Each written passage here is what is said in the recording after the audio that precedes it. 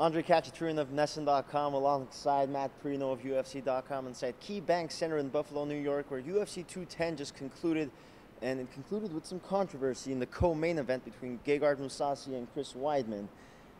Matt, I don't even know what happened. Can you try to explain to me and the audience what the hell happened? Honestly, I mean, myself too, I was sitting right there. I'm still piecing it together. So Chris Weidman, took two knees to the head from Gegard Mousasi, Yes.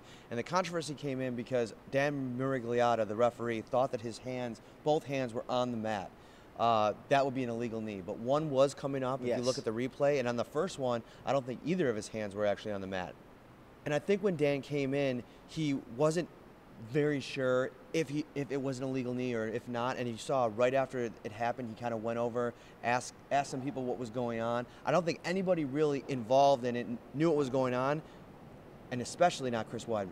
And I think it's strange too, because first they called it illegal and then they changed it to legal by looking after they looked at the replay. But in the New York State Athletic Commission can't look at replay, and Weidman was very upset about that. He was also upset that he seemed very disoriented after he took the knee to the head. I personally didn't think he could continue going, but he said he was fine. He's been in worse situations before, so it's really interesting to see, to understand why he was so upset about that, because he really didn't look like he could go.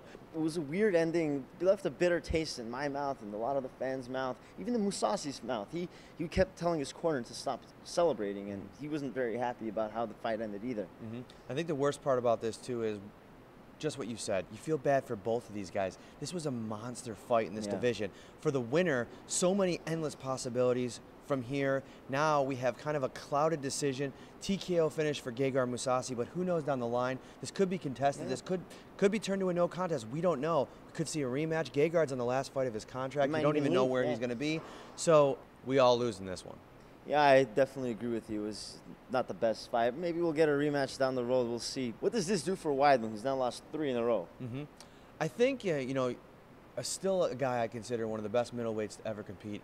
He beat Anderson Silva when Anderson Silva was still, at his peak. Maybe not in his prime, but at his peak.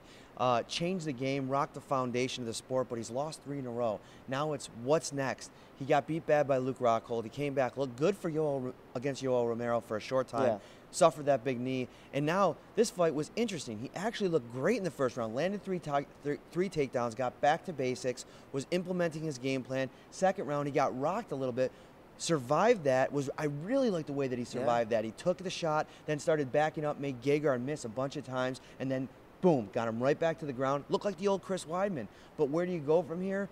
I don't know. I mean, personally, I like him to take some time off, get away from it all, recenter, refocus, and come back maybe in 8 to 10 months and figure out what's next. Yeah, it's definitely not good when you lose 3 in a row in a division like that. So competitive, so many great fighters. Huge setback for Weidman, and even for Mousasi. I mean, a win like that, really, it wasn't a signature victory. He didn't feel happy about it. I know he wants a title shot really badly. He might need to settle for a rematch now with Weidman, but we'll see what happens down the road. UFC 210 coverage, keep it on UFC.com or NESN.com.